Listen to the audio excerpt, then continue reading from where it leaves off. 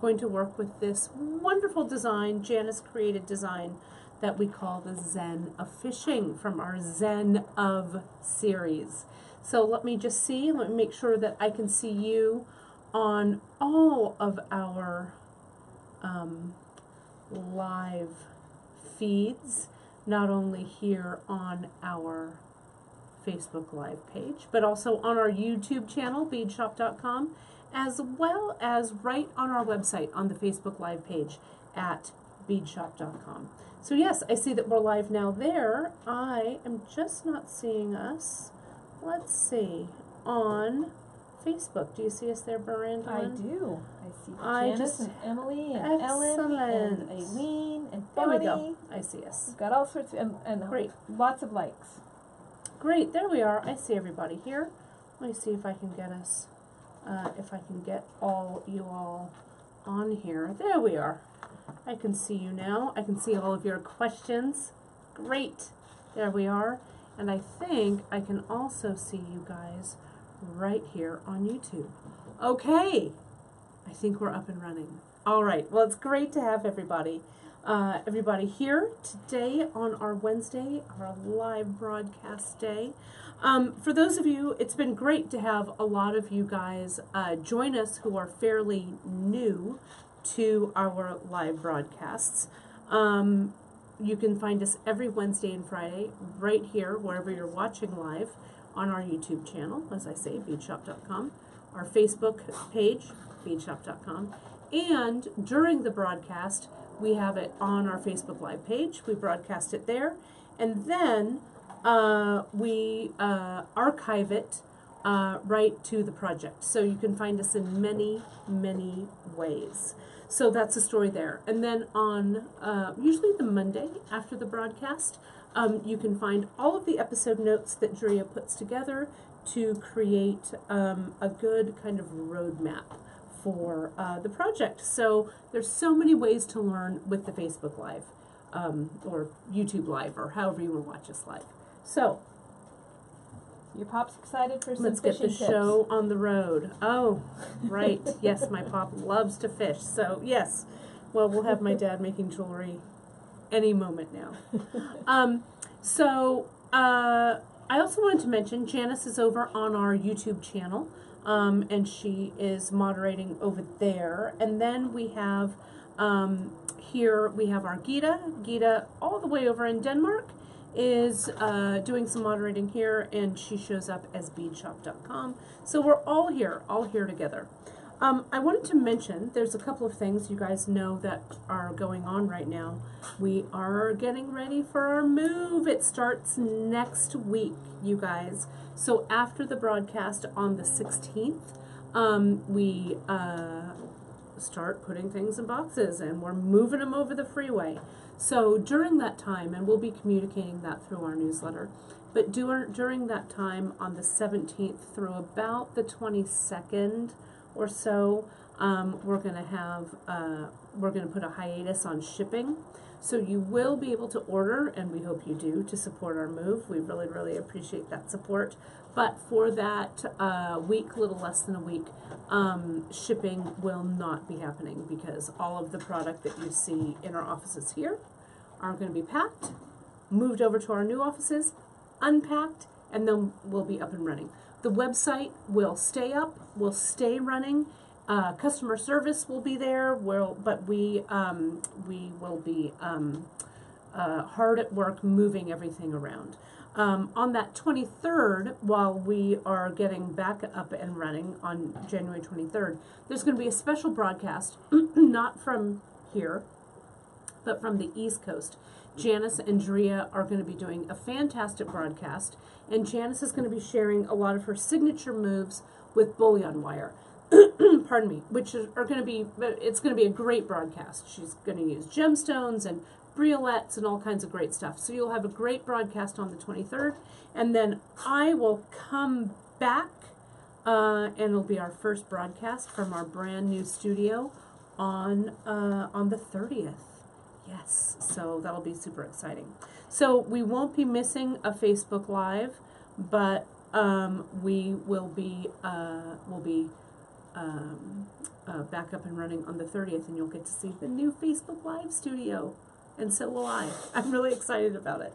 So that's what we've got going on here.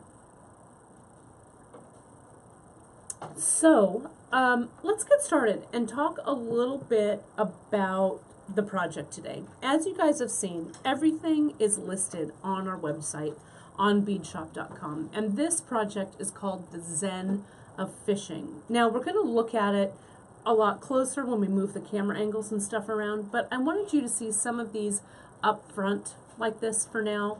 And this was a series that Janice started last year, and I'm going to actually take this piece down for a second and put this piece up. So we've got, I'm going to take the... oh yeah, the off. branding off. Perfect. Thanks, Brandon. We're going to do this here. Brandon, of course, as always, behind the camera working her magic. So we've got, you guys will remember this piece that we did a while back. This one is called the Zen of Stringing. This was kind of the first one in this series, though not the first type of these necklaces that Janice has strung. This is kind of a Janice classic, kind of. We're gonna play around, and I'll show you up close and personal some of the techniques with this one that translate kind of throughout some different necklaces. But we have used, for this, stringing wise, we've used our good old friends here, the Ceylon in regular Ceylon. And we're actually going to use two colors on this project here. But the regular Ceylon, and you could always pop down to the fine Ceylon, which is maybe what we used. You guys remember, we'll have to check it. I don't have the project in front of me. But this one, that Zen of Fishing, kind of evolved. And some of you remember this from the broadcast that Janice and I did when Janice was back here in December. This was our homecoming necklace that we did, and it was a kit, right?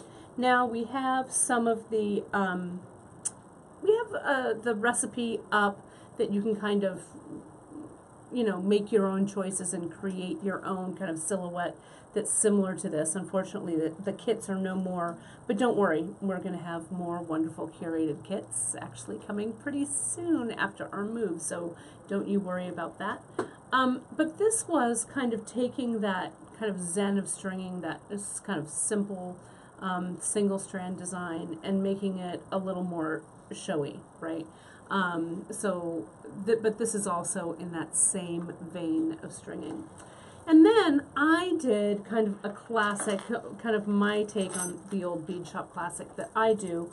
This is the tribal collar that we did a couple of weeks ago. And we have 3 different flavors of that one, and you guys will remember the ones that we did on air here, these guys, and that's the one that Emily and I did together. And this one is put together in a very similar manner, right? But, and I'll show the closures and everything on these when we change the camera angle. But the process of stringing this itself is really the same as this Zen project, right? So these will, they're very similar. We just do a few different things. The different thing is we leave some thread exposed. So I'm going to share with you some of those tips that I use for doing that. Okay, so now let's look at what we call when we do, like when I do Beads, Baubles, and Jewels, when we do that show, they call the main piece, they call it the hero. So let's look at our hero for today. Let's look at the Zen of Fishing project. Now this one is a little different in that it has a tassel, okay, and we're going to talk about tassels and talk about some different ways. I have a couple of different takes on this that I'm going to share with you. We're using a centerpiece. This is a Green Girl centerpiece designed and carved by our dear friend Cynthia Thornton of Green Girl Studios. Cynthia, and you've seen her, I've had her on some different lives before when we've been in Tucson, when we were at the bead show up in Oakland. But these are all cast in lead-free pewter by her husband Greg is the caster. They do all of their casting in their home studio. And the process of these, if you haven't seen Cynthia work, is she carves these all in wax, and she creates her own wax formula. She mixes a blue wax and a kind of a red wax, and creates kind of this purpley kind of wax that she then does what she calls an additive technique. Sometimes, if those of you who are familiar with wax carving, or if maybe you've seen a YouTube video of it, usually you start with a piece and you carve it away to create the form. But with this, what she does is she adds the wax. It's so interesting. So we will, hopefully sometime we'll be able to have Cynthia on to do some of those demonstrations. It's really pretty awesome there. And so then we're showcasing, as you guys are talking about it on the chat here on the broadcasts, we are going to heavy Dakota stones today. We have this matte angelite that we're using here, this 6mm. The color is incredible, and all of these stones are natural colors. They haven't been enhanced or dyed, so they're really super vibrant and beautiful and natural, okay? And so you can see here, we've got the star cuts, and I meant to grab a couple of star cuts, but I will when we turn around the camera. They're actually on the wall behind me, and I'm going to get some more colors as well. And so we've got some of the star cuts here, the matte angelite in 6mm, and we've got some other things to enhance it, including some seed beads. And then we're using, you guys probably know these as much as I do. I love them ever so. These are check glass drops, smooth drops, similar to a briolette in that the hole goes across the top. But Janice was super clever and used them in the necklace up top here. And again, I'll show you this a little bit closer when we kind of look at this piece. But they really add a lot of dimension to this piece up top here. And I'm going to show you another way that I would use them in this design. And then the last thing that JP did is she used, this is our Fancy Pants chain, okay? And so this, you've seen me use this in our celebration lariat, several different projects. And again, when we turn the camera around, you'll see this up close. But this chain is made of 3 different elements. This long, low oval jump ring, this flat tab, and then kind of this round washer, okay? And so the way that Janice created this piece is she made it sans clasp, no clasp here. So when you put it on, you just slide it over. Let me take off my glasses here. You just slide it over your head so it sits that way, okay? And so the piece itself can just go over your head. Now, I have also pulled a swivel clasp here that you could add either to the side if you dig a clasp, if you want a clasp, or we could put it in the back. Now, you could also make this sit a little higher if I omitted some of the chain. Sometimes we like these to sit a little bit higher on our chest. Or if you want it to go a little lower, you just add more chain in the back, right? So let me take this off, and you guys can see that whole thing. So here's the chain here, like this. All right, so let's turn this show around and let's take a look at these up close and personal and get this show on the road, okay? So Brandon's going to hand the camera over to me, and we'll change this perspective, and we'll get this show going. There we go. We're going to get the power going on here and make sure that you guys can see what's happening. I'm also going to grab a few of those star cuts because I want to talk about this this bead a little bit before we get too far into what we're doing. I'm just going to pull every single one. I'm going to see if I can remember the names of all of these. So Janice, get ready. Pull that star cut page up because I'm going to have you on notice as I do this. All right. Well, we'll see. We'll see if I can remember them all. Monzonite, let's see, rhodonite. Well, I'll do my best.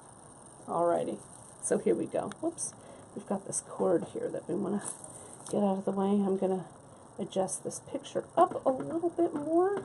Is that okay, Barandowin? It's actually pretty far up now. Pretty, okay, we okay? Alright. Oh, okay, great. I just want to, can you get me a piece of tape? Maybe we can tape this over, like some packing tape. We'll just get that. We're going to get the cord out of the way so I don't keep hitting it and moving the camera. So you guys can see, okay, there's a whole mess of the star cuts right here, and we'll look at those in just a second as we get the camera in a little bit tighter when Brandon's back. There we go. Alrighty. So let's take a look first of all at the star cuts. This was a bead that we added, I don't know, back in the summer, maybe in the fall, I can't remember. We were playing around when we saw Dakota Stones over at the, I think it was at Bead Fest in August. And we have loved these so long, and it was just time. Drea was like, come on, you guys, let's just get these in because they're so gorge. And she is right. So the star cut, the reason why they're called star cuts is they kind of look like, I don't know, little faceted stars. If I hold this one, maybe it's easy to see on this one, and let me get my pointer here, my awl. If you see here, see how this point comes here, here, here, here, and here? It's like a little pentagon, a little five-sided. So it's like a little star. So that's why they're called the star cuts here, right? So this is and they're on the tag. So this is the matte rhodonite that I have here. And then, of course, the matte demortite is here. This is the one in Janice's project. And again, from Janice's project, the matte, and these are all matte, most of them are, which I love because the cut really shows up nicely. The matte natural agate, not dyed, not enhanced, really beautiful. This is the dogtooth amethyst that's here. You know, and one of the things, we were talking about Dakota Stones the other day, and I'm getting ready to see them when I go to Tucson.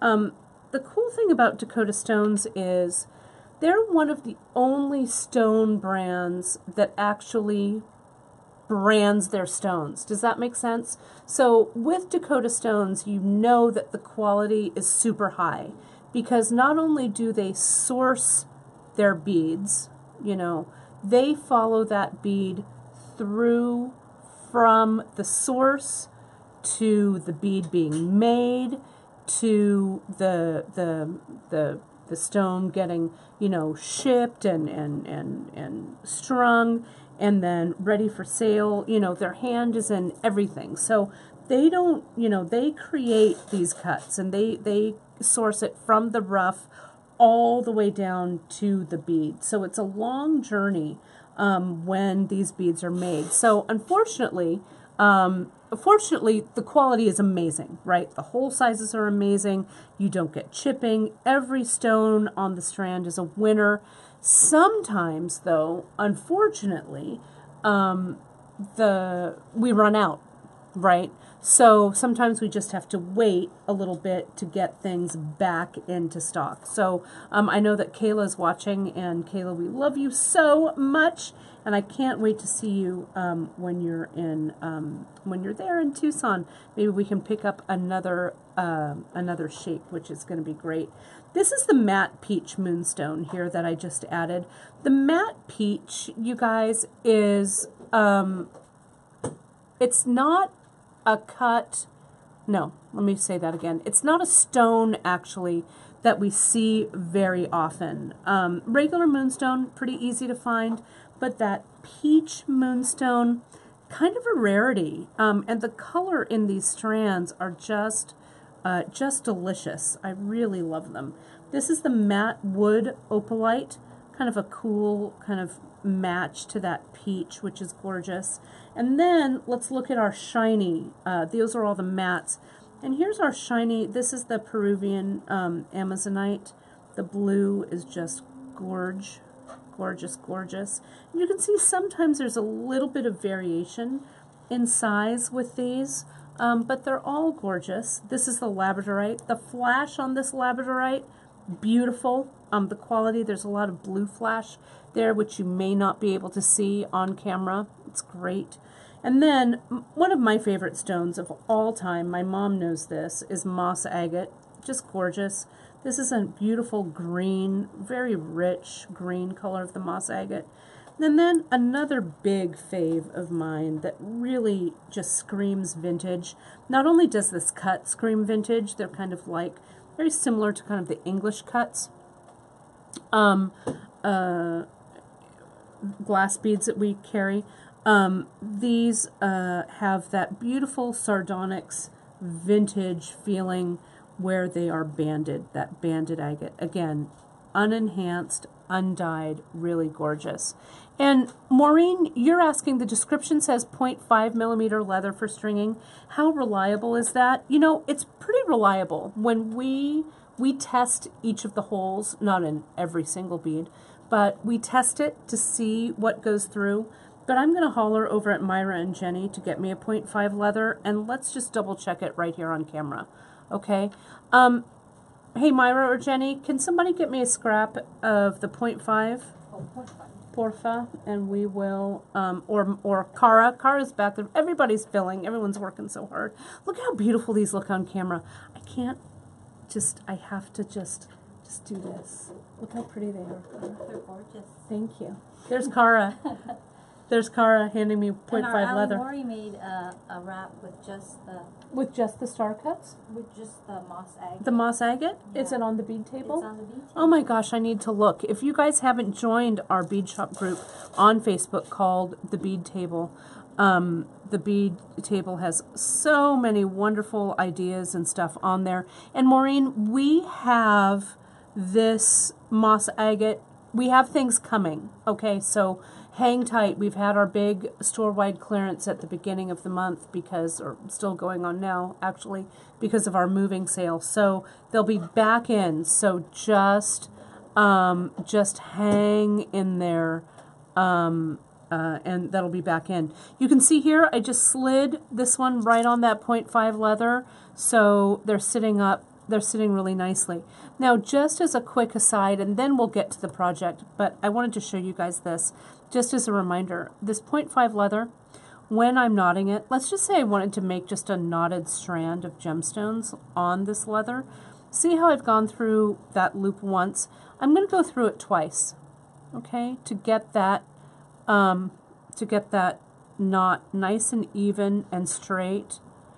And I just push those two little loops together like that, and see how it gives me a knot with the leather running through the center.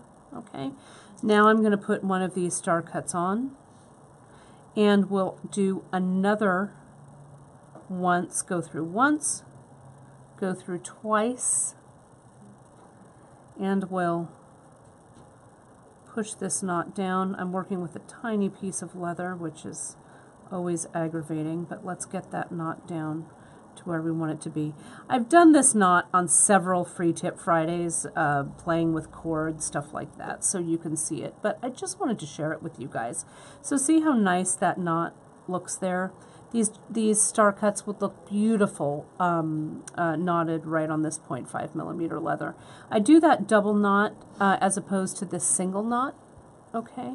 And the single knot looks like this. See how when I just do that single, see how it goes in a V like this here? See how this one here, it goes straight through like that. Okay, so that's the difference. I'm going to clip this away here, and we'll put this aside for the moment. And let's take a look actually at the project. Okay? Oh, thanks, Bran. I'm throwing star cuts all over the place. So goodbye, beautiful star cuts for the moment. Look at that. Wouldn't this make, I don't know, if I did it in rainbow, I guess I need to get to the project. But, you know, I'm like a magpie. If you put beads in front of me, I'm just going to design with them.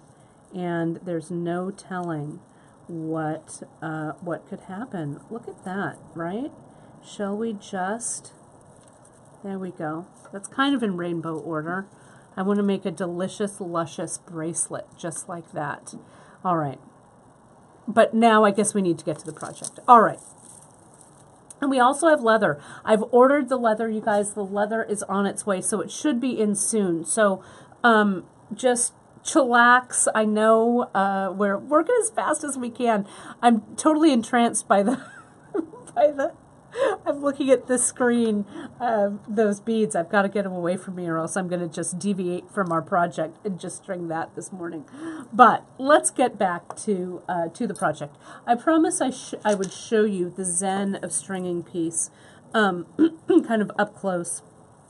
And again, you guys can look at this at your leisure, the Facebook Live at it that we did. If you go to our project page on beadshop.com, you can find it two ways. You can find it under the Zen of Stringing, under projects, or you can go to the Facebook Live page and you'll find it there too by date. Okay, so I wanted to show you this closure, the ends here, and it's one of our kind of tried and true ways of closing a necklace like this. Okay, we did the macrame closure here at the end, and the button that we used, or the closure that we used, actually wasn't a button. It's our sand cast, and we used pardon me, I think that was called the Black Rock sand cast.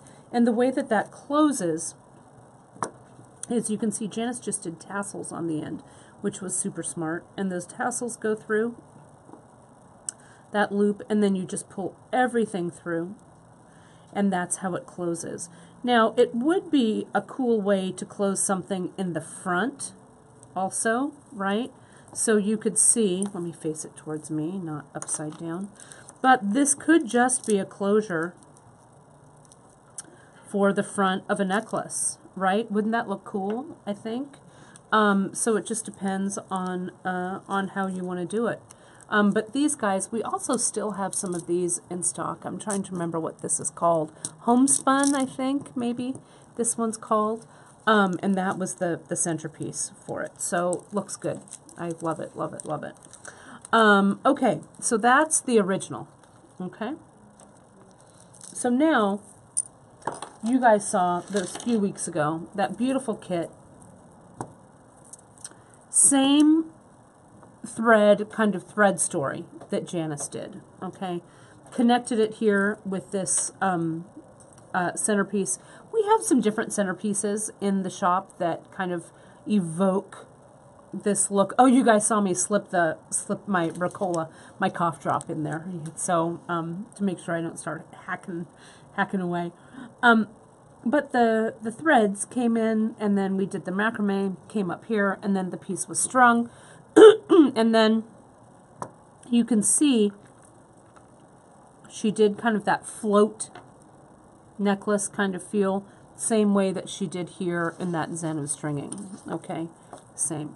And unfortunately, the homecoming kit is no longer available. Susan was asking. It really did sell out the day that we launched it. There are going to be more curated kits coming in 2019, sooner than you think. Probably we're aiming for February, but we'll be spacing more of those out during the year, so don't worry, stay tuned to your newsletters. We do have the recipe up and a photo up on beadshop.com, so you can kind of put together kind of your own version of this. We have pendants that, again, are similar, but not this specific one. But it was really a fun one. But don't worry, you guys, more fun things are coming down the pike. Okay, so then, and that closure, let me just show you again.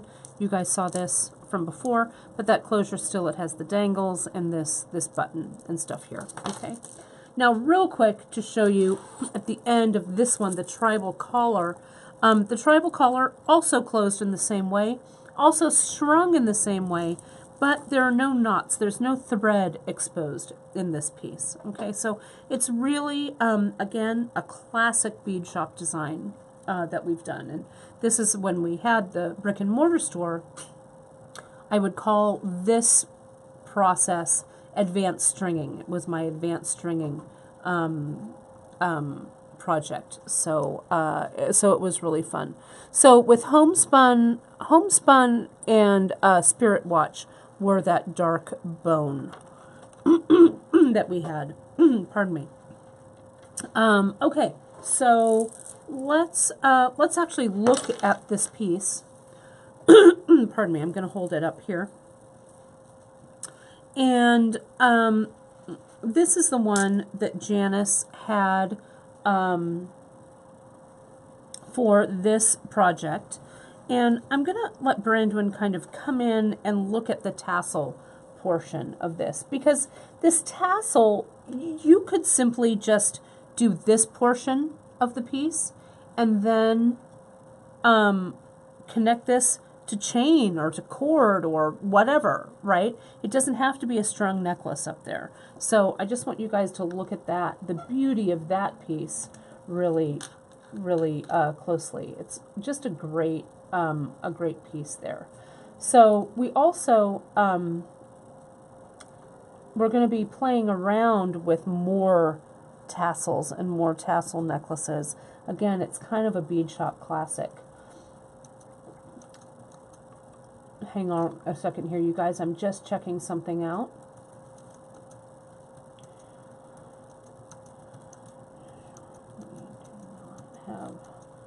Hang on for me just a second here. We're also going to use the Ceylon. I've got the Ceylon, the regular Ceylon, both in the navy and in the, what is this one, the light copper. Oh, and Janice, you wanted to see it straight up? Sure. Let's do it that way. There you go. And you can see a lot of that thread is exposed.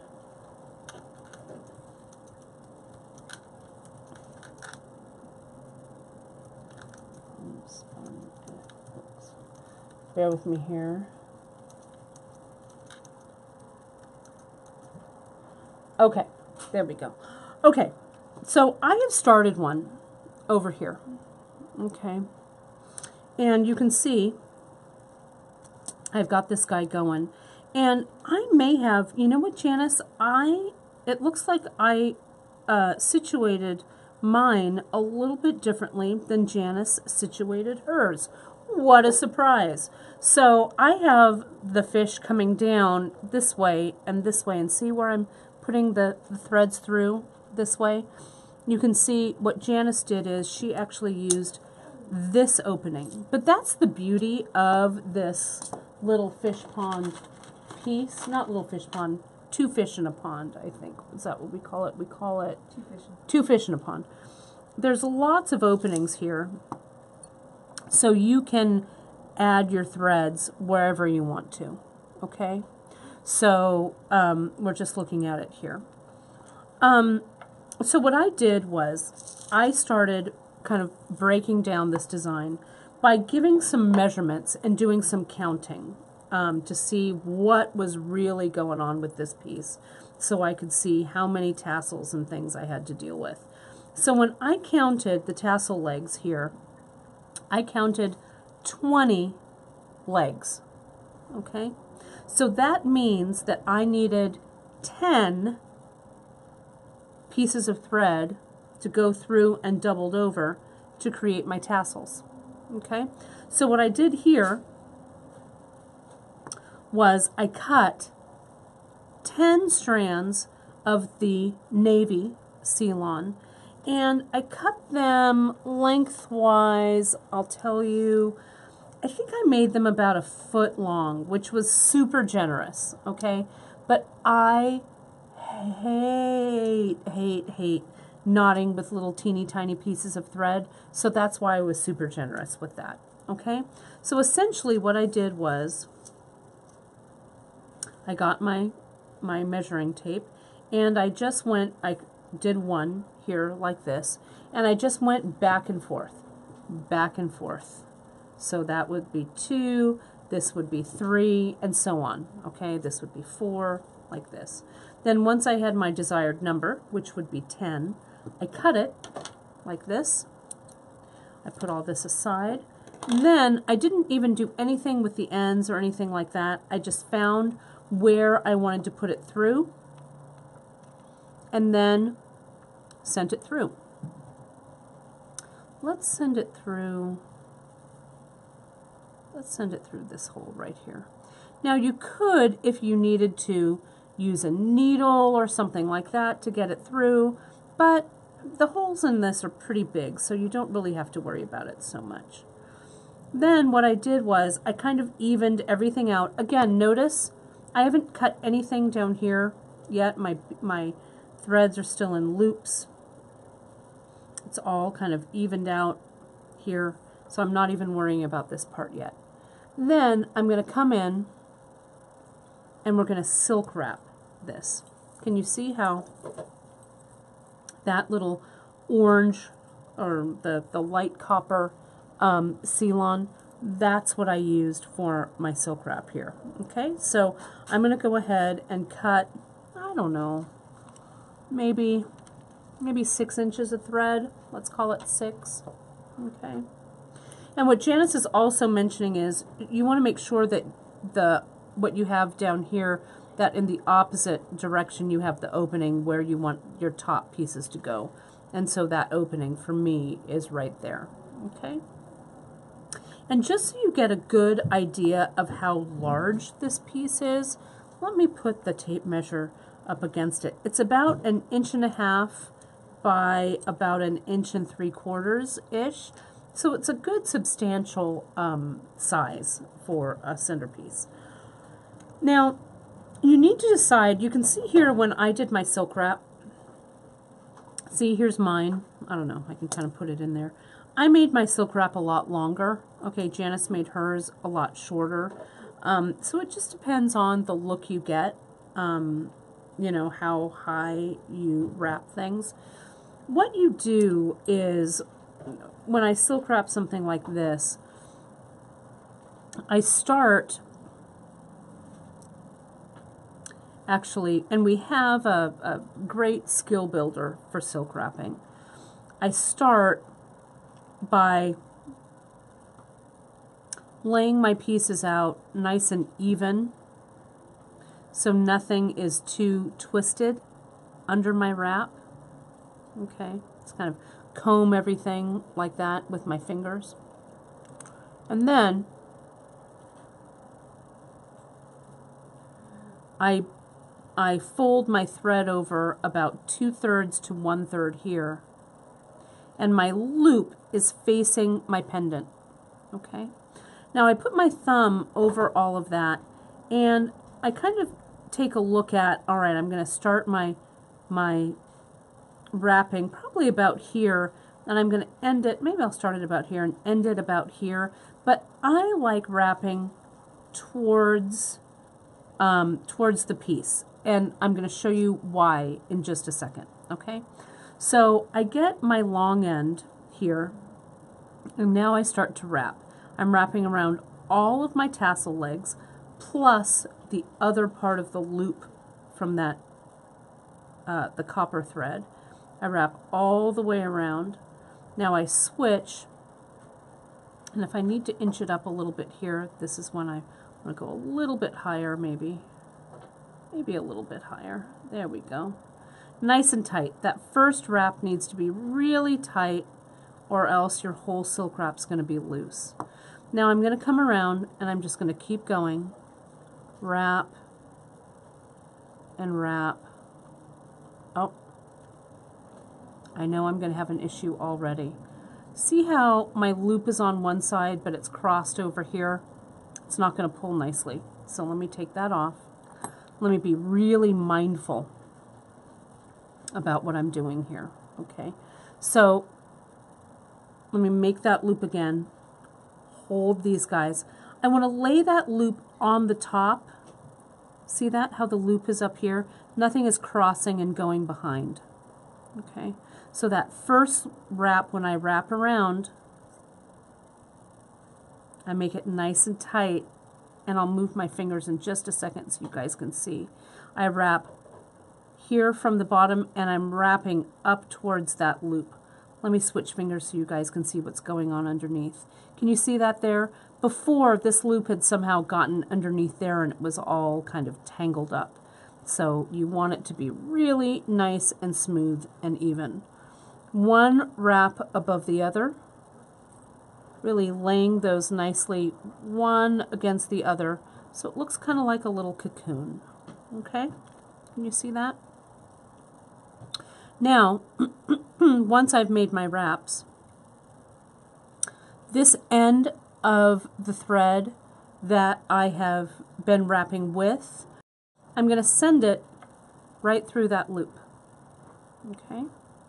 Now, with my thumb, I'm going to get on the top of that so I hold it nice and tight. And remember this thread over here that we had folded and it was just laying here? This is the cord that when I pull, I'm going to move my thumb a little bit so you guys can see. See how that loop is pulling down and now it captures the end of that thread and it pulls it under the little wraps that I've done. Okay? And I'm pinching it with my fingers so I'm holding it and I can feel that that knot has popped under the wrap. Now, with just my two hands, I'm going to pull one way and the other to pull it tight. Okay, and you can see here I've got my little silk wrap going on. There's no need for glue, and I'm going to clip away using my thread snips. I'm going to get it right in there. I'm going to clip it under tension, just clipping that one. Now, what I've done also, see how now I have this nice long orange thread? You could cut it away, but you can see in this one I've kind of kept it, because I'm not sure, maybe I want just one purposeful orange thread in there. I'm not sure, but I just kind of left it to give me an option. I may come in and just cut it away later, but at least I have it, okay, if I wanted to play with it. So now our tassel is done, okay, or at least it's connected. So now you can make some choices. You can just leave this thread as is for now and attach your top piece, or you can create your tassel. So let me show you with the tassel legs how I've started to string them. Now you can see Janice has made all of your all of the beads are the same. So it's a very symmetrical tassel. It's very even. And it's weighted here at the bottom, so everything kind of sits together, and they're all the same length. This is about 2.5 inches, I think. And I'm measuring, the whole tassel itself is about 3, but from the bottom of the silk wrap, which is where I was measuring, to the end, it's about 2.5 inches. Okay? So if I want everything to be super even, I make myself a little paper guide, which I've done here. And this little paper guide I use, this is 2.5 inches from here to here. This is my little guide from when I'm stringing my my piece. So what you can do, and you can see, I'm going to show you 2 ways to do this. I also love making tassels. Love, love, love. And if you're going to incorporate this design into your piece, you're going to need an extra strand of these drops. Okay? If you don't, if you make your tassel just like Janice did, you're not going to need more drops. Okay? But I want to show you 2 ways of doing this. We have the Janice style, which is over here. Let me get it over there so you can see it. Which is this length, and what she's used is the 11/0. We've got the 11/0 Duracoat dyed persimmon, silver line dyed persimmon, which is this 11/0. And then this one is the 8/0, the matte transparent orange 8/0. Then we've got an O bead. That O bead is the jet chrome full O bead there. Then we've got the matte angelite, and then we've repeated it down, and she has knotted it underneath. What I thought might be kind of fun is to mix things up a little bit and maybe do half in the JP style, which is this one. And then I love tassels, and I love drops on the ends of tassels. Okay, and so what I did was I took my long tassel legs. Oh, and what I didn't show you on this other one, now that I have gotten it all together, I come in at the ends and see how there's loops from when I went back and forth and stuff, right? So I'll pull everything down together, and I will clip using my thread snips like this. Okay, just like that. So now these are open and ready to go. Okay, so what I've done over here, what I did off camera earlier, was I used my Zap jewelry gel and I made self needles with these guys, and I've just come in with my Zap, put my jewelry gel down, and I folded my bag and made a little self needle like that. Okay, and see how the bag kind of takes away the extra thread. Okay,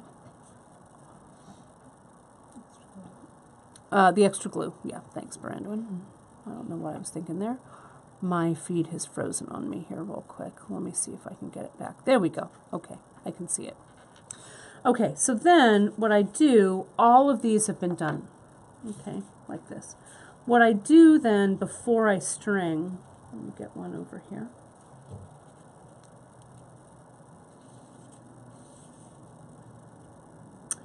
Is I can get my thread snips, and it's nice and stiff, the end of this, but it might be just a little raggedy. I'll come in and I'll give it a nice side cut. All right. Now for Janice's style that she did here, this one, you can see I've started here with my little mark. Yeah, that's my cut. So I've got my 11/0, and it's pretty fast stringing since you're doing this all together right here. So this guy, I've got my full chrome, I've got my angelite, and again, on the website, on beadshop.com, you can find all of the ingredients, what we call our ingredients list, with all of the amounts that you're going to need. So you can go right over to beadshop.com and see the full list. Okay, so it comes together like this, and then I kind of pinch here. I go, okay, that's going to be the end. So I'm going to go up a little bit higher than that and tie my knot. It's an overhand loop, and then I just send my thread through. And if I need to kind of move it around a little bit, I can use my awl or my knotting tweezers. It just depends on what you like using. And we just tighten that up. And I hold it to the one that's gone before, so it's close to being even. We don't have to worry that it's exact. That's pretty close. It's a little higher up, but I'm not going to worry about it too much, because what I'll do is I'll cut these two, and I may wait and cut it all at the end, but I'll cut them so they're even. Okay, and that will give me the illusion of evenness, okay, because when they're all together like that in that big bunch, we don't need to worry about, about them being exact. Now, what I did, so maybe I'll do half of the tassels that way, and then maybe I will mix it up a little bit, because you know me, I like to mix things up. What I've done here is, and again, I used some of Janice's leftovers. She had a few leftovers from when she strung it up. So I used, and you don't have to embellish these tassel legs either. You could just use the ones from the bottom. But I used some of the star cuts. So I slid a star cut on, and then I tied a knot kind of up high, like this. And I'm trying to make them all be fairly even. You know, don't let the sun rise and set on making sure that this is exactly, you know, that they're exactly identical. The tassel has a little bit of a, you know, of a boho feel to it, so you don't need to worry about it being exactly, you know, the beads lining up all together. I think it actually looks a little better if you don't have so many things there in regulation. So I'll put this guy on. And I didn't cut this at an angle, so I'm going to go ahead and do that. There we go. And so I'm going to tie another knot here. And I'm not tying a knot on top of these bead units, just at the bottom so they can move around a little bit. I think it'll look nice. And so now I'm going to add the 11-aught. No, sorry, the 8-aught.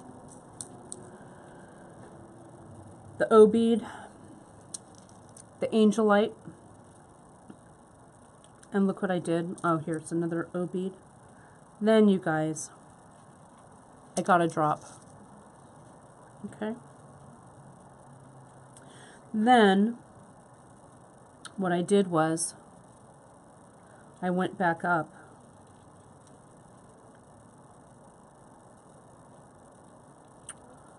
through the angelite and through those other two, which is why I didn't put an 11-aught through here, because I had to get 2 strands up there. Now I'll pull everything so it's the same length. And again, I'm making these maybe just a hair longer than the 2.5 inches, about. Okay, then I'm going to close it up, and I'm going to show you how I close it. There was a good question I saw. I glanced and saw that you guys were asking, how about making a double knot underneath here? Since we use the 11-aught, that 11-aught kind of acts like a little bead stopper, so I don't need to worry about it popping over the knot if I'm using the regular Ceylon. If I'm using anything else that's a little thinner of a thread, then you might have to tie a double knot. Okay, so but for this regular Ceylon and that 11-aught seed bead, it fits just fine. So now you're asking, Kate, well, how are you going to close this? Well, you guys, I'm going to silk wrap it again. Okay, and Janice is mentioning over on the YouTube channel, she's going to be doing the knotted gems, but it's actually not next week. Next week we're playing with check glass buttons. Janice's gemstone broadcast is going to be on the 23rd. So mark your calendars for that, or check our newsletters. The Tuesday newsletter, the one that goes out Tuesday night, Wednesday morning, always has all of the details for all of our Facebook Lives, okay? Or our live broadcasts, I should say, because we broadcast in so many places. I'm just silk wrapping it the same way as I did earlier. It's a little smaller, so it's a little fussier, but you can do it. I know you can. I'm going to come in, I'm going to pull it down, I'm going to pop it right underneath there. There we go.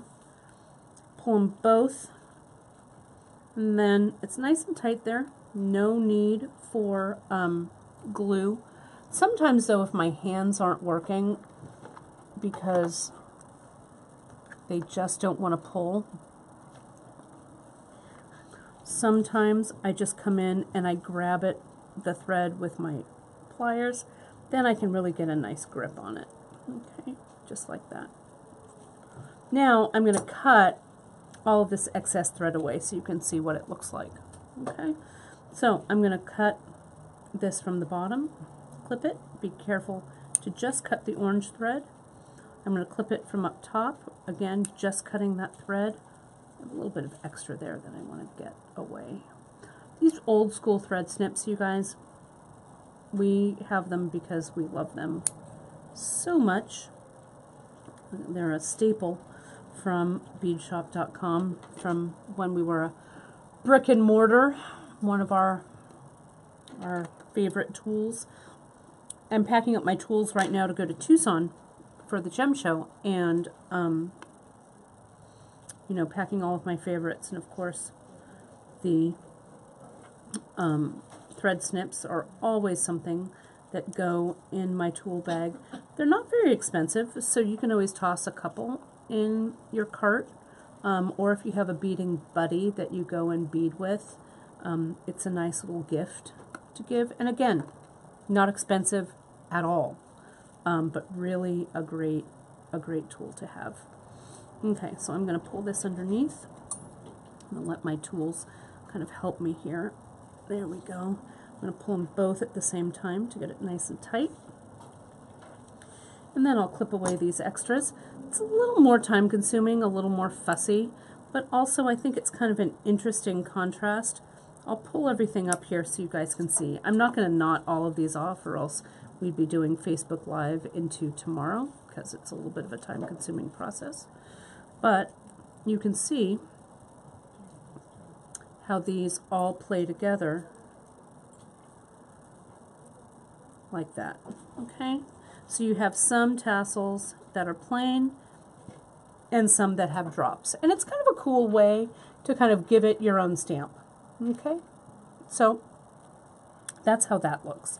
So now, and you could do part of it and say, oh, you know what, now I'm ready to string a little bit, so maybe I want to go into the actual project itself. So let's go into the actual project itself. Okay. Let me get rid of some of this extra thread.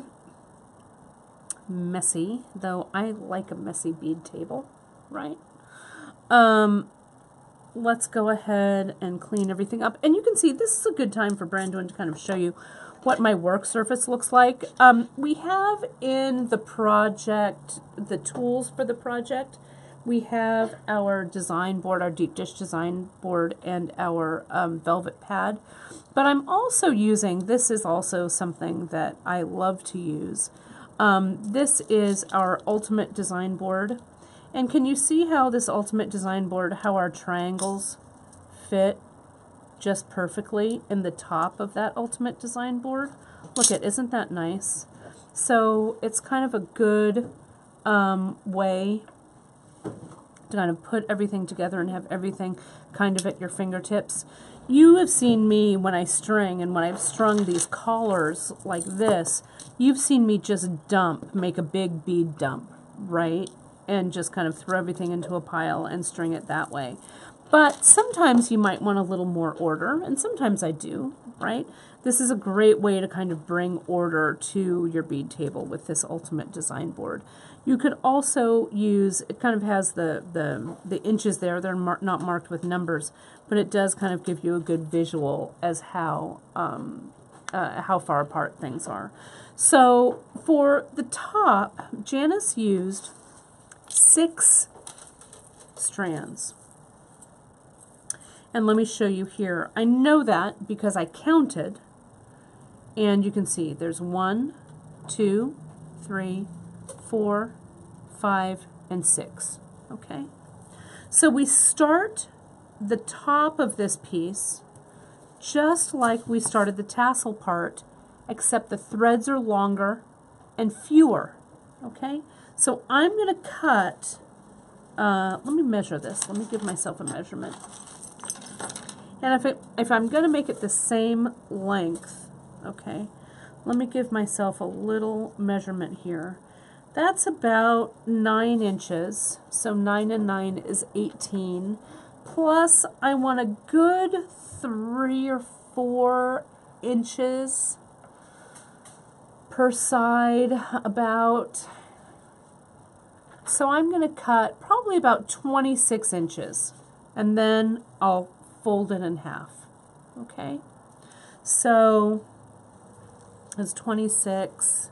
Yeah, that looks about right, because that'll give me about, I don't know, a little more than a foot per side to work with. Okay, so I'm going to go ahead, put that over, put this down, and 26, let me see, 26 is a little longer than this board, but I'm going to lay my tape measure out, and I'm just going to go ahead and slide it on down. So that's one length right there. Okay, now I'll just go back and forth 6 times, or 5 more times. So there's 1, 2, 3, 4, 5, and 6. Okay, then I'll cut this away. You'll also want to note, clip. You could, if you wanted to mix your threads up in this portion, you could. It doesn't all have to be blue. But the silk wrapping in, I guess a contrasting color is what I want to say, really makes it pop. So that's why we used 1 for the strands and 1 for the contrast. You can also see on the back of this, before I put this through, see how it comes up, and see how Janice has intentionally left little strands there to kind of be a little tassel at the ends. This length is going to leave you plenty of thread for those little tassels. Okay.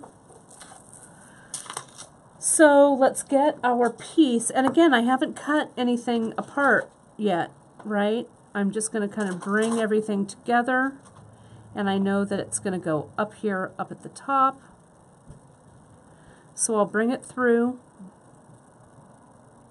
even everything out,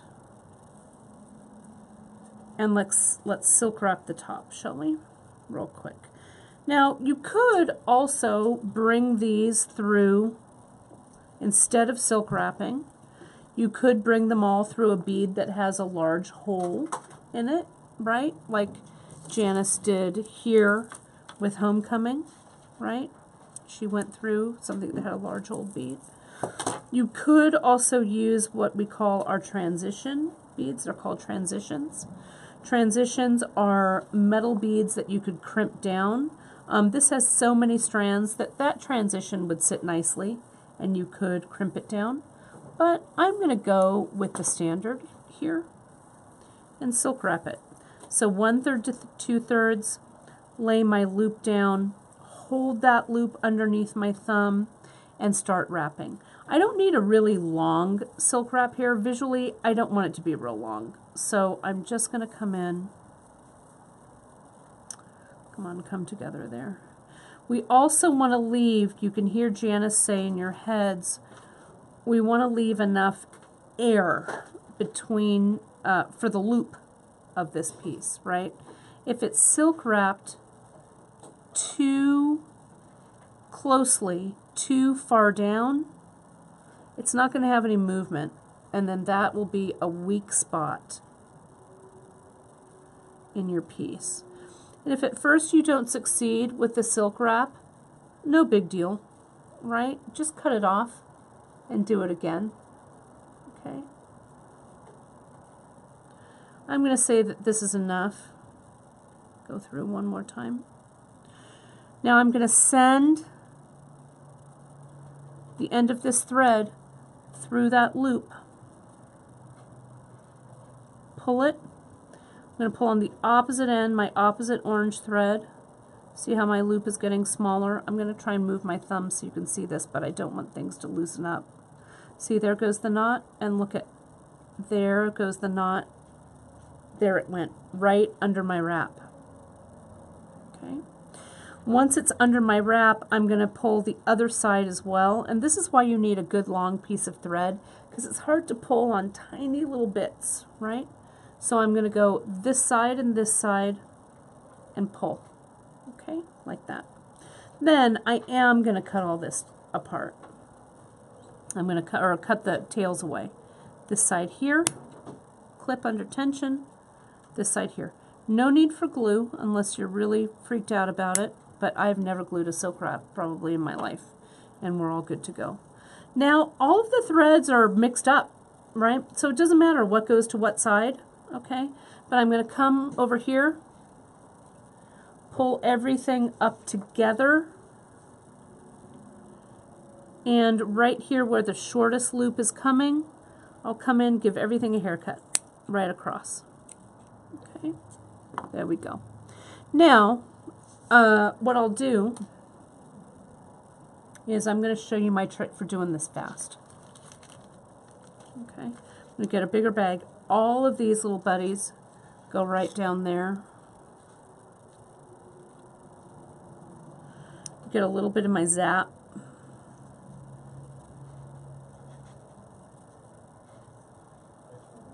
Still keeping a tight rein on all these strands. Put them all down in that glue. Cover it with the bag.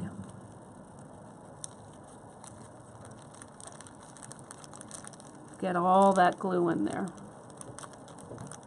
This is what I do when I'm trying to do this fast. Okay. Now, to get the extra glue out and so that they don't stick together, I'm going to pull out one at a time, putting a little bit of grip on the bag so it takes away the extra glue. You gotta do it kind of not super quick, but you gotta do it pretty quick so your threads don't glue together.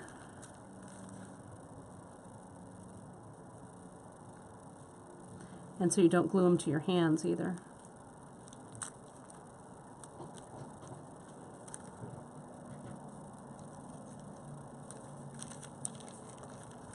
There we go. And then I'm able to come all the way back up, and as I use them,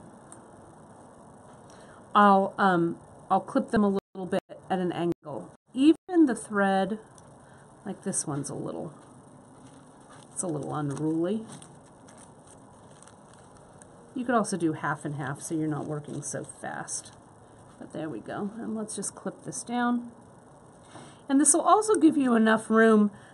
I mean, you don't want to glue too far down here, because when you create the end here, you don't want these ends to be glued, right? So you want to have enough so that when you cut off the end that has the glue, you still have plenty for these little tassels, if that's what you're looking for.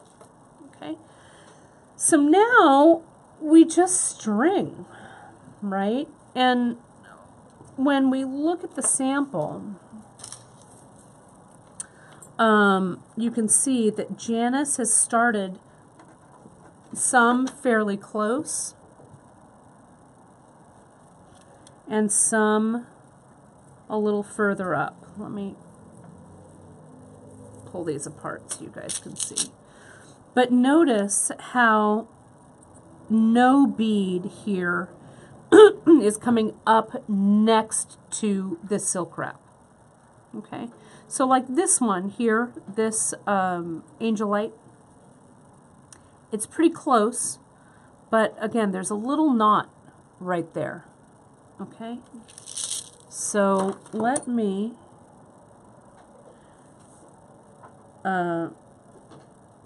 have these up. And this is also the time where you might want to split your beads in half so that one go to one half and one go to the other. Okay, so 2, 4, 6, and 6 on the other side. Okay, and what I do after I've split them, I kind of give it a little tug, and I look at it and I go, see how this one is over here? That one actually wants to go to this side, so I'm going to replace it with this one going over to this side. It doesn't usually make much difference, but if I'm trying to pull one thread from this side all the way over to that side, it might look a little bulky. So that looks right. Give it one more count. 2, 4, 6. 2, 4, 6. Great. Okay, so this is ready. Okay. So now I'm just going to tie a knot. I'm just going to start. Don't worry about it.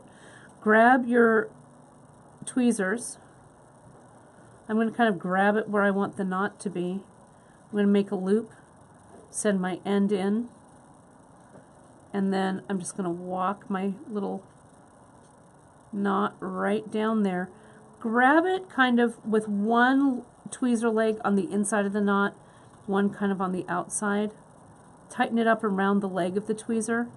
Take the tweezer out, give it a pull. All right, that's it.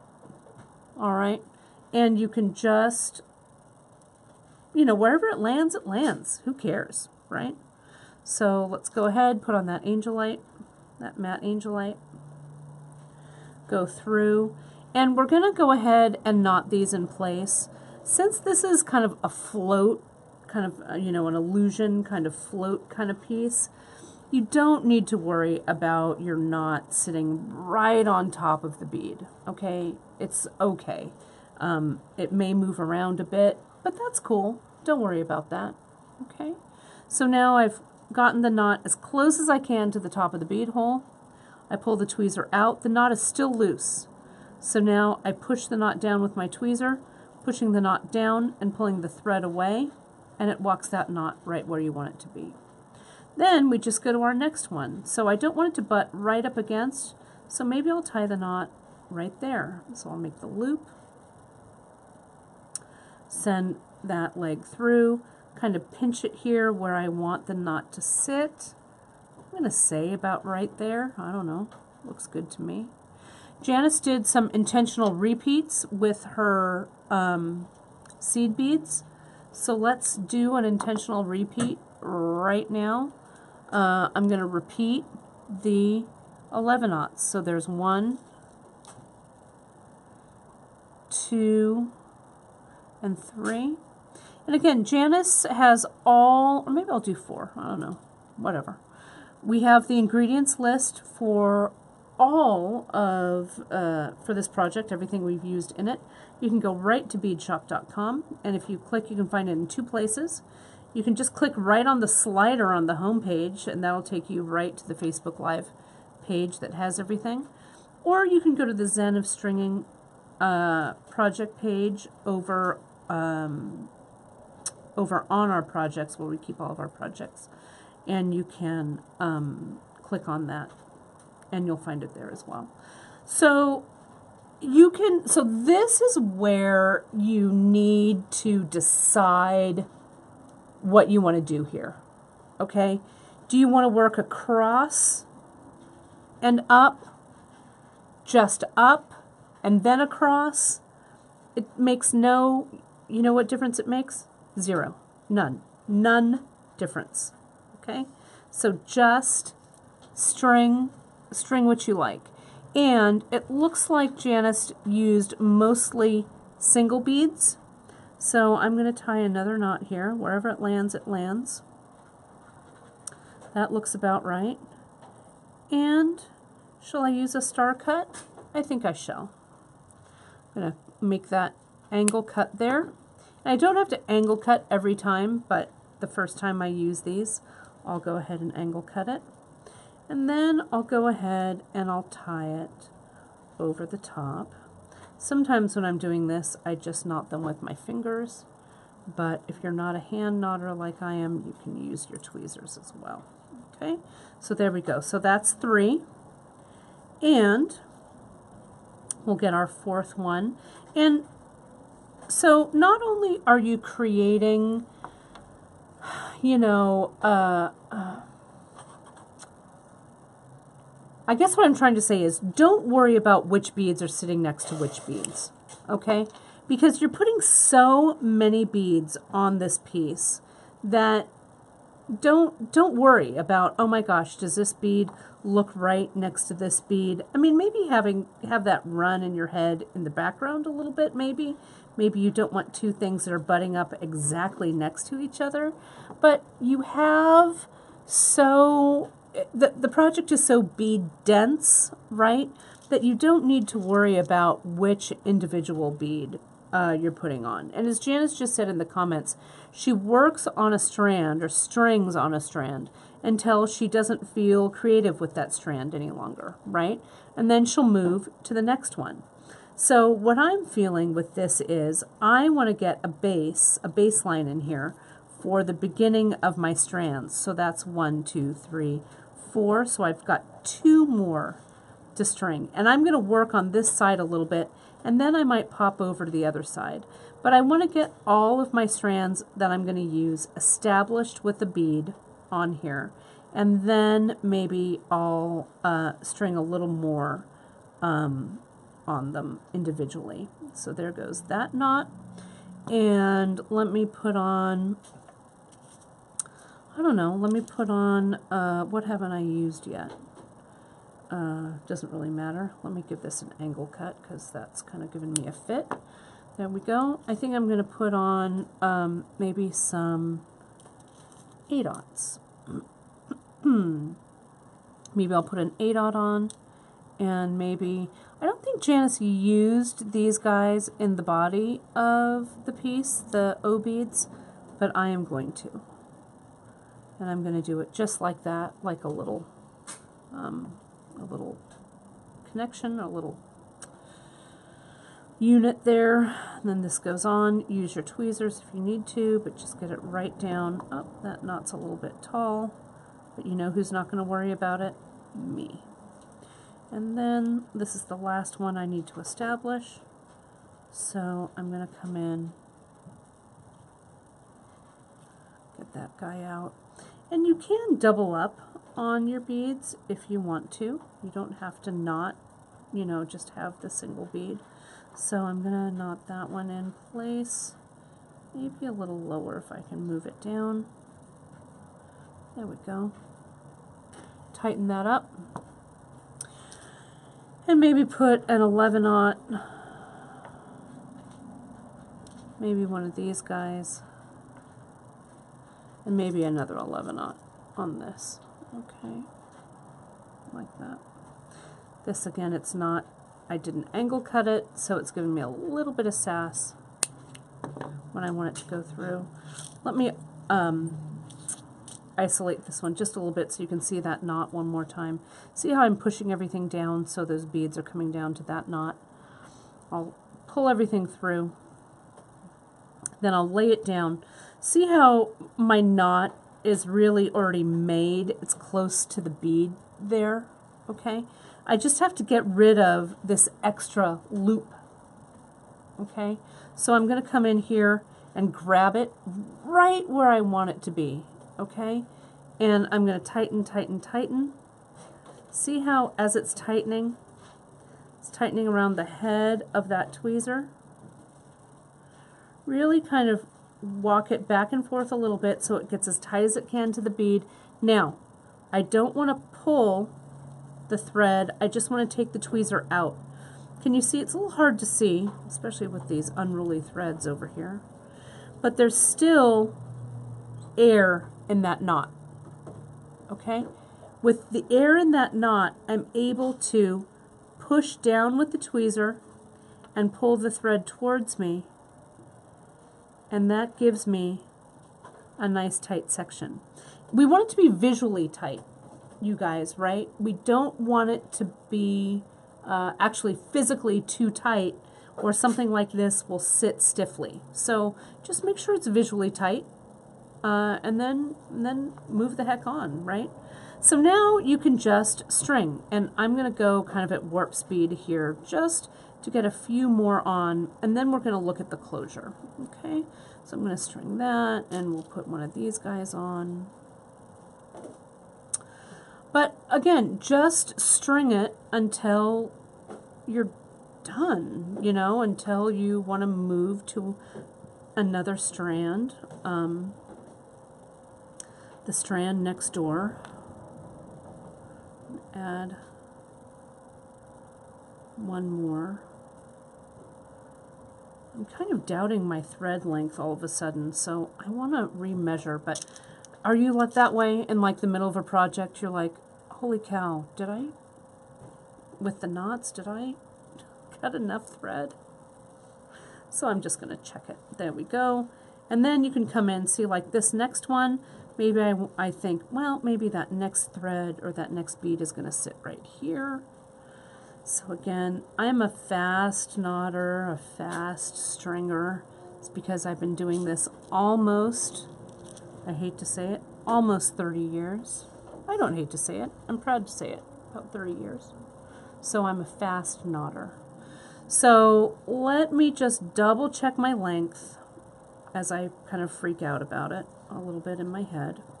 So let me come over here, and I want to lay that next to what Janice has got going on here. Okay. So here's this and here's this. Oh yeah, okay. I'm all right. I'm okay. I'm okay, you're okay. I'm a little, it's going to be a little close though, right? Especially with the needles that I've done here. So what did I cut before? I cut like 26 inches. You know, don't skimp. Cut with 30. Cut 30, okay? And Janice is saying they use up so much length. But you know what? It doesn't really matter. Like, let's say, for instance, you guys, like, oh my God, what if I was like, oh, I didn't do this right, and I cut my thread too short, and I'm going to weep. Don't weep, okay?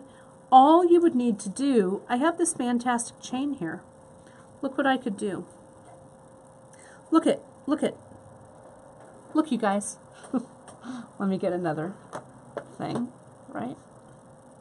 Sometimes these little accidents, right, or missteps are fortunate design, I don't know, prompts, I guess, right? So see how Janice brought everything in and silk wrapped it there? Okay, so what I could do is I could just end this, use one of my, of course I would have put beads there, right? I could have brought all of this down, gone about right there, folded it over, and silk wrapped it, right? And I kind of dig the way that this round component from the chain echoes the round component of Cynthia's here, right? Then to start it again, you know what to do, right? I would cut, we're doing 6 strands, so I'm going to cut plenty. I'm cutting another 26 inches, a lot, right? I would cut 1, how many would I cut, you guys? 2 and 3, right? Because it's going to double over. Okay, so let's say that this, just bear with me here just a second. I'm just going to knot this off so it's out of the way. But again, this would be silk wrapped. But let me bring some order to that side, okay? Then this 3, okay, whoops. Now it's one long thread again. Hang on, I've got to get it back into thirds. Come here. Come here, 3. Hey, Cara. Hey, Cara's pulling somebody's Dakota stones off the wall behind me. I wonder if they're yours.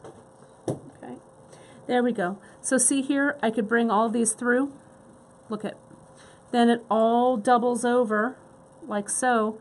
And then I could silk wrap it. But instead of silk wrapping, I'm going to tie a knot because we've got to eventually end this broadcast.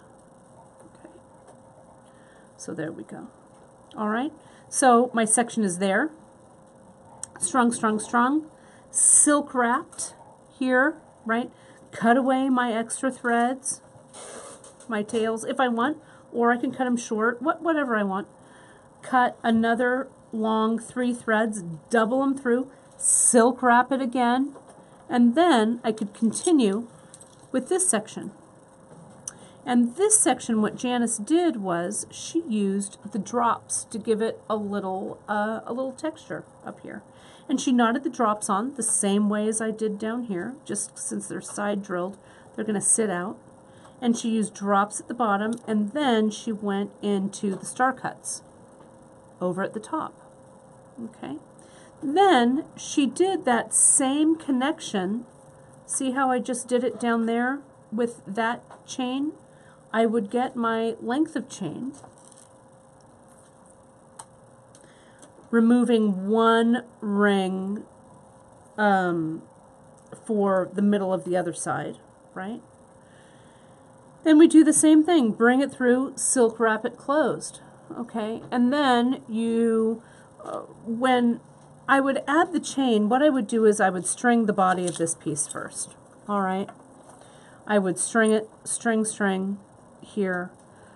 Then my length of my chain would really be determined on do I want this to slip over my head like this one does?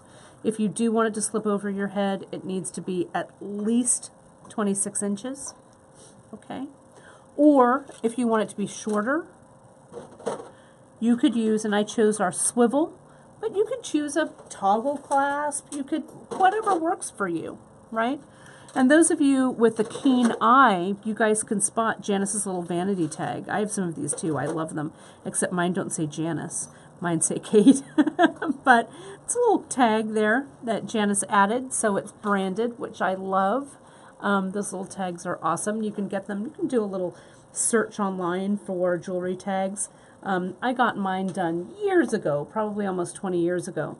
But it's really a lot easier to get them done now. If you do a little online search, you'll be able to find them. You can have them pre-stamped and pre-made, or you can get a metal stamp with your logo, and then you can stamp your own. And I'll give Drea some resources that she can go ahead and put in the episode notes for you guys, okay? I'll give you a couple of really good stamping, a vanity stamp, resources, as well as some tag resources for you as well. Okay, I love it. I love marking my pieces. I think it really is important to, if you're selling your pieces on the large market, I think it's great to have them branded. It really adds so much added value to it. Okay, and that's it, you guys. That's all she wrote, really. So the technique is fairly easy. It's really the same technique all the way through, but it's just really on how you apply it. You can see here, you don't have to do that silk wrap in between here. You could just string it all the way up and have kind of the colors go from multicolored to a single color block unit. But I really like the way that Janice has used this silk wrap as an intentional repeat throughout the pattern of the necklace. I think that really draws the eye, you know, from the tassel, lets your eye rest here, and then lets your eye rest there as well. Okay, so yeah, Janice is saying she got 1,000 tags about 1,000 years ago, and she's found them and decided to use them. I do too. I have 2 tags. You can see, and I'll show you now that we're wrapping up. Some of you guys have noticed this bolo that I've been wearing around my neck. This is going to be a new class that I'm going to be debuting sometime in 2019, but I love a bolo. Cara and I were talking about, you know, since we're kids, children of the 80s, or, you know, adolescents of the 80s, youth of the 80s, that bolo ties were kind of big in our wardrobe staple back then. But I also, on the back of my pieces, and you can see the ring that I've done as well, I think it's really important, you guys, to mark your pieces so that when you, after you're long gone, okay, and your pieces end up in the Smithsonian, you don't have a little name card that says maker unknown. It'll actually say your name, right? That's how I think about it. All right, so the bolo, you can see it's just a kind of a cool, fun piece to do, so I thought I'd share that with you. And you can see it also if you follow my Instagram. My Instagram is BeadKate. You can see all the stuff that I make there. But you guys, with our move, you know that we are consolidating things here at Bead Shop, so my teaching studio will also be in our beadshop.com home. So there'll be so many classes and opportunities for you guys to learn coming up. So I'm really, really excited about what's going to happen. So let's go ahead and move this camera and we'll bring things to a wrap, as they say. I'm going to hand this camera back over to Brandon. There we go.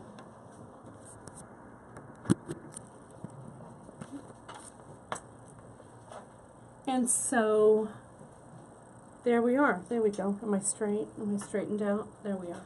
Good. All right.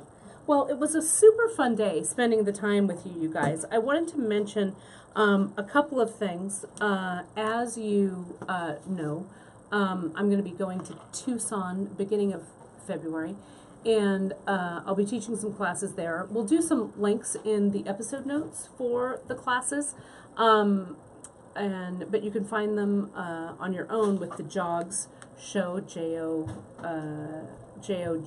JOGS, and you look up classes. You can also go to Gem Show classes. You can, put that in your Google search, you'll find it. I'm also teaching at the Master's Talisman Project. That's on Monday night. It's a fun project evening where you can meet different instructors. Some of my great instructor friends are going to be there as well. And you do short little 40-minute kind of taster classes. So that's on Monday, I don't know, maybe the 4th, whatever that day is. I should have looked it up. Let me see. Let me forward the calendar to February. That's on, yes, the 4th of February.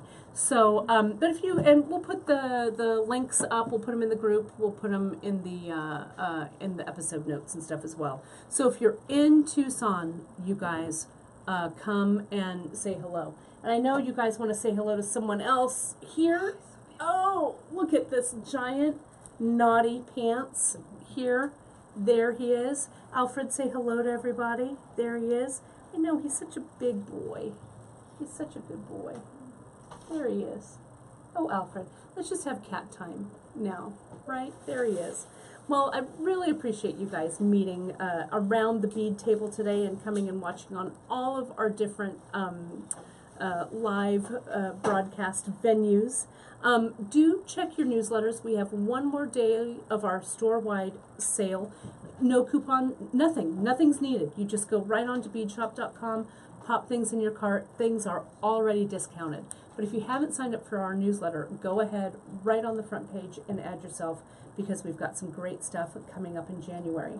So that is it for Alfred and I and the rest of the Bead Shop team. Thank you so much. I'll see you Friday for Free Tip Friday, and have a fantastic and creative day, you guys.